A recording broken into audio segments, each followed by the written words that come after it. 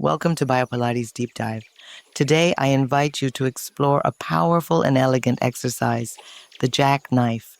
This fluid movement invites us to combine abdominal strength, postural balance, and neuromuscular coordination. It's a dance between the spine and the center, between control and surrender. The starting posture for the jackknife is anatomically precise, designed to promote stability and control. Lying on your back, begin in an imprinted position with your legs parallel and adducted. This position creates a deep connection between the hips and the center of the body. The legs are extended diagonally, as low as your imprinted position allows, with the ankles in plantar flexion and the toes gently pointed. This setup helps to activate the deep stabilizing muscles while preventing excessive tension in the lumbar spine.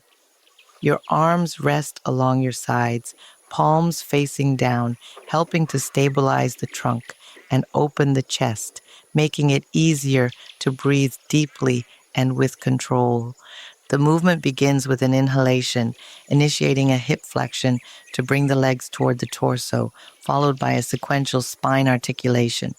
This sequence lifts the back off the mat, starting from the coccyx, creating a smooth wave that travels up to the upper thoracic spine. The legs extend overhead, parallel to the floor. This phase requires refined coordination between abdominal activation and segmental spinal mobility, ensuring optimal control. On the exhale, the hips extend and the legs lift vertically toward the ceiling. The spine remains slightly flexed, with the weight anchored on the upper back, the neck relaxed, and the scapulae stable. A second inhalation invites you to keep reaching the toes upward without creating cervical tension. Then, a final exhalation begins the descent. The spine rolls down sequentially, one vertebra at a time, from the upper thoracic spine down to the coccyx as the legs lower back into a diagonal position, never losing center stability. The adductor magnus, a strong muscle of the inner thigh, originates on the ischiopubic ramus and inserts along the linea aspera of the femur. The adductor brevis, or short adductor, is smaller and deeper, but essential. It originates from the inferior ramus of the pubis and inserts along the linea aspera of the femur between the insertions of the long and magnus adductors.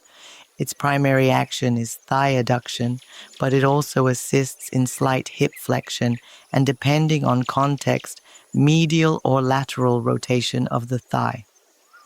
In the jackknife exercise, the adductor brevis works isometrically throughout. It doesn't shorten, but stays engaged to maintain leg adduction, stabilize the pelvis, and support postural coherence. Its role is subtle, deep, but fundamental to centered alignment throughout the movement. This movement is also an exercise in neurological precision. A sensory nerve carries information from the body to the central nervous system, which includes the spinal cord and the brain. Unlike motor nerves, which instruct muscles, sensory nerves perceive what we feel: touch, temperature, pressure, pain, and most importantly, proprioception, the body's awareness of its position in space.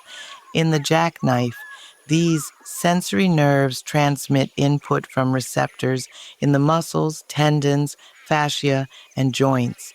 For example, the obturator nerve, which innervates the inner thigh, transmits signals from the adductors.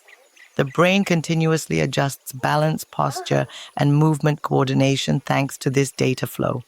This silent and continuous sensory intelligence allows the body to adapt instantly to gravity and maintain fluid, controlled motion. The jackknife is not a performance move. What matters isn't the height of your legs, but the precision of the lift, the invisible stability, the integrated breath.